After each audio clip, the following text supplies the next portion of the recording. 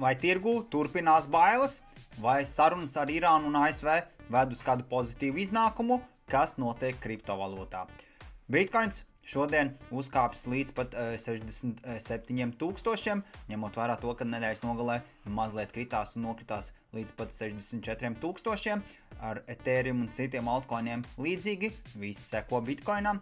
Ja mēs skatāmies uz tādu bāļu un alkatības indeksu, kas tad notiek kriptotirgu, tad mēs jau vairāk kā 70 dienas dzīvojam bailēs, un arī šodien indeks rādīja 8, kas ir ekstrēmas bailes. Tāpat laikā tirgu mazliet palīdzēja ziņas par to, ka Trumps it kā ar jauno Irānas šo te valdību ir panākuši kādas veiksmīgas sarunas. Protams, atkal cik tur tā daļa patiesības, to mēs neviens nezinām, bet tas iedeva palēcienu.